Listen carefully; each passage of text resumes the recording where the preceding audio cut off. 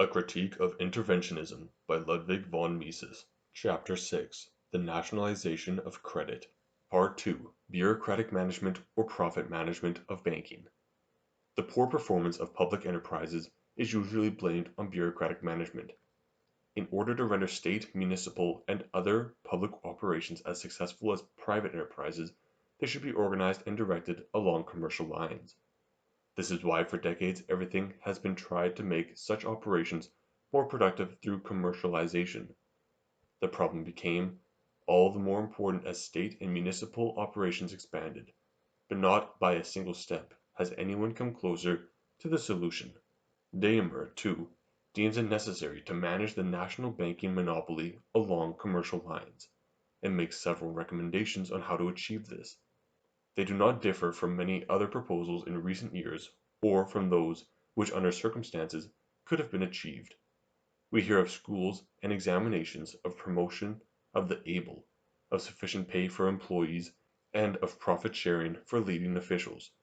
But Daimler does not see the essence of the problem any more clearly than do any others who seek to make the inevitably unproductive system of public operations more productive. Daimler, in step with prevailing opinion, seems to believe erroneously that the commercial is a form of organization that can easily be grafted onto government enterprises in order to de-bureaucratize them. That which usually is called commercial is the essence of private enterprise, aiming at nothing but the greatest possible profitability, and that which usually is called bureaucratic is the essence of government operations aiming at national objectives. A government enterprise can never be commercialized, no matter how many external features of private enterprise are superimposed on it. The entrepreneur operates his own responsibility. If he does not produce at lowest cost of capital and labor what consumers believe they need most urgently, he suffers losses. But losses finally lead to a transfer of his wealth, and thus his power of control over means of production, to more capable hands. In a capitalistic economy, the means of production are always on the way to the most capable manager, that is, to one who is able to use these means most economically to the satisfaction of consumer needs. A public enterprise, however, is managed by men who do not face the consequences of their success or failure. The same is said to be true of the leading executives of large private enterprises, which therefore are run as bureaucratically as state and municipal operations. But such arguments ignore the basic difference between public and private enterprises. In a private profit-seeking enterprise, every department and division is controlled by bookkeeping and accounting, aiming at the same profit objective. Departments and divisions that are unprofitable are reorganized or closed. Workers and executives who fail in their assigned tasks are removed. Accounting in dollars and cents controls every part of their business. Monetary calculation alone shows the way to highest profitability. The owners, that is, the stockholders, of a corporation issue only one order to the manager who transmits it to the employees: earn profits. The situation is quite different in the bureaus and courts that administer the affairs of the state. Their tasks cannot be measured and calculated in a way market prices are calculated, and the order given to subordinates cannot be so easily defined as that of an entrepreneur to his employees. If the administration is to be uniform and all executive power is not to be delegated to the lowest officials, their actions must be regulated in every detail, for every conceivable case. Thus it becomes the duty of every official to follow these instructions. Success and failure are of lesser importance than formal observance of the regulation. This is especially visible in the hiring, treatment, and promotion of personnel, and is called bureaucratism. It is no evil that springs from some failure or shortcoming of the organization or the incompetency of officials. It is the nature of every enterprise that is not organized for profit. When state and municipality go beyond the sphere of court and police, bureaucratism becomes a basic problem of social organization. Even a profit-seeking public enterprise could not be unbureaucratic.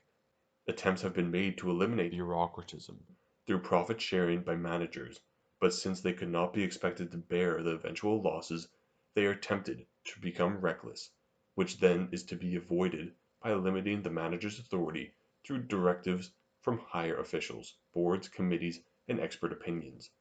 Thus again and again more regulation and bureaucratization are created. But usually public enterprises are expected to strive for more than profitability. This is why they are owned and operated by government. Daimler, too, demands that the nationalized banking system that it be guided by the national rather than private considerations, that it should invest its funds not where the return is highest, but where they serve the national interest. We need not analyze other consequences of such credit policies, such as the preservation of uneconomical enterprises, but let us look at their effects on the management of public enterprises. When the National Credit Service or one of its branches submits an unfavorable income statement, it may plead, to be sure from the viewpoint of private interest and profitability, we are not very successful, but it must be borne in mind that the loss shown by commercial accounting is offset by public services that are not visible in the accounts. For instance, dollars and cents cannot express our achievements in the preservation of small and medium enterprises, in the improvements of the material conditions of the backbone classes of population. Under such conditions the profitability of an enterprise loses significance. If public management is to be audited at all, it must be judged with the yardstick of bureaucratism. Management must be regimented, and positions must be filled with individuals who are willing to obey the regulations. No matter how we may search, it is impossible to find a form of organization that can prevent the strictures of bureaucratism in public enterprises. It won't do to observe that many large corporations have become bureaucratic in recent decades. It is a mistake to believe that this is the result of size. Even the biggest enterprise remains immune to the dangers of bureaucratism, as long as it aims exclusively at profitability. True, if other considerations are forced on it, it loses the essential characteristic of capitalistic enterprise. It was the prevailing elitistic and interventionistic policies that forced large enterprises to become more and more bureaucratic. They were forced, for instance, to appoint executives with good connections to the authorities, rather than able businessmen, or to embark upon unprofitable operations in order to please influential politicians, political parties, or government itself. They were forced to continue operations they wished to abandon, and merge with companies and plants they did not want.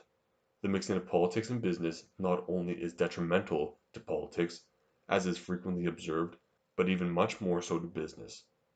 Many large enterprises must give thousands of considerations to political matters, which plants the seeds of bureaucratism. But all this does not justify the proposals to bureaucratize completely and formally all production through the nationalization of credit. Where would the German economy be today if credit had been nationalized as early as 1890 or even 1860?